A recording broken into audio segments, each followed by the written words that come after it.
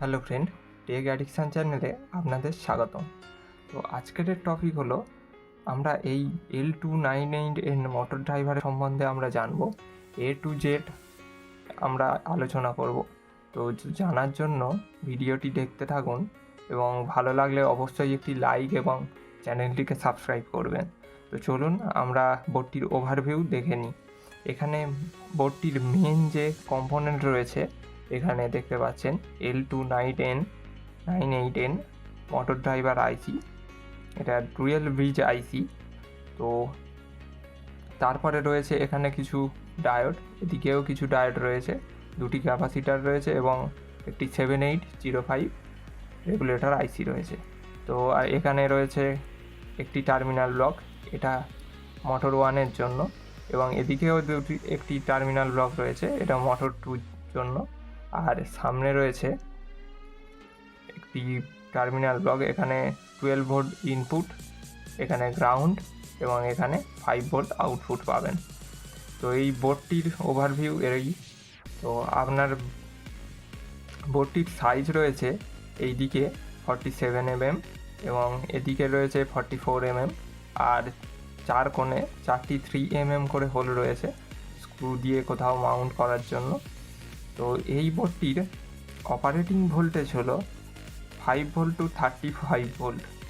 তো এটা এই বোর্ডের ডেটা শিটে রয়েছে, কিন্তু এখানে দেখতে পাবেন এখানে 12 ভোল্টই ইনপুট দেওয়া যাবে।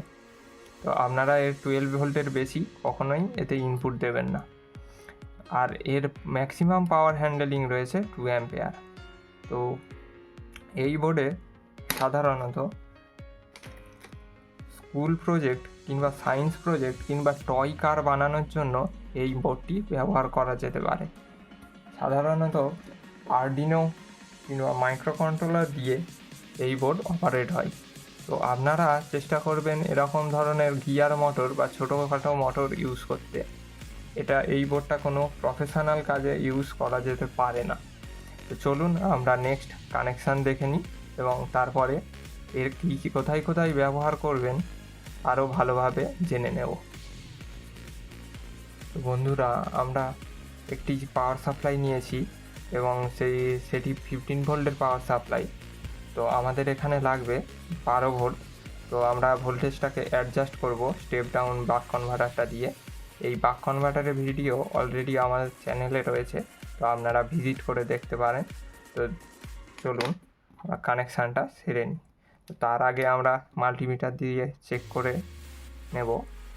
তো আমি এখানে 9 ভোল্ট রেখেছি, 8.60 ভোল্ট। তো চলুন আমরা কানেকশান করে দেখি।